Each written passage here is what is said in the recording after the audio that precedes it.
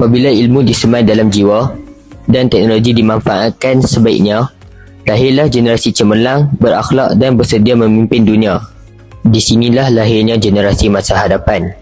Assalamualaikum dan salam sejahtera. Hari ini kita berada di kelas sains untuk melihat bagaimana perkembangan teknologi membantu para pelajar.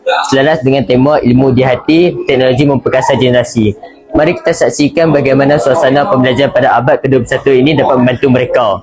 Apakah perasaan anda belajar menggunakan aplikasi seperti Wayground?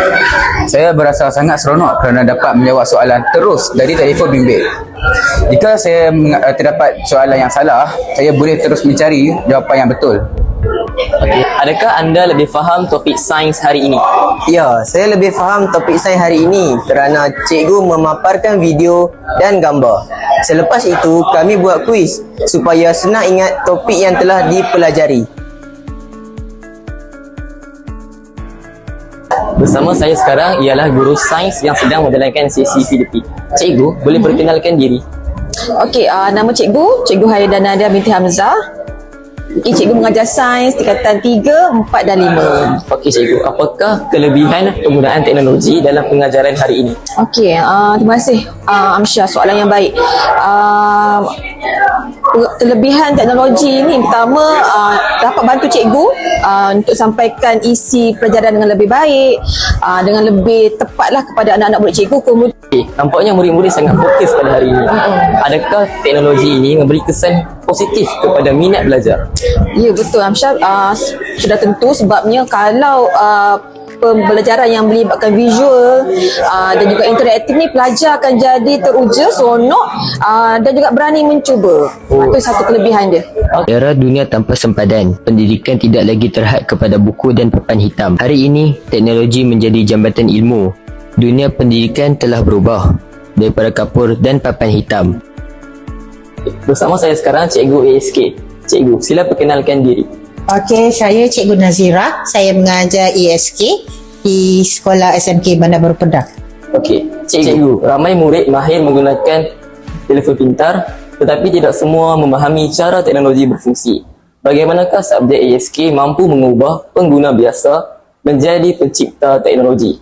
Okey, kalau kita tahu, kita tengok di sini nama dia pun ASK, Asas Sains Komputer. Untuk subjek ASK, kita ajar murid tentang asas-asas. Itu pertama, teknik pemikiran computational.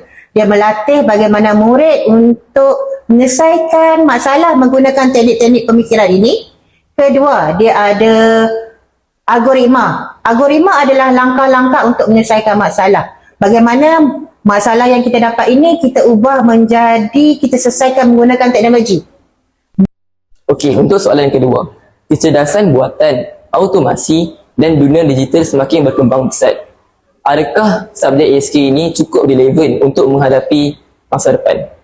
Untuk subjek ASK ni dia masih relevan. Okey, untuk asas sajalah.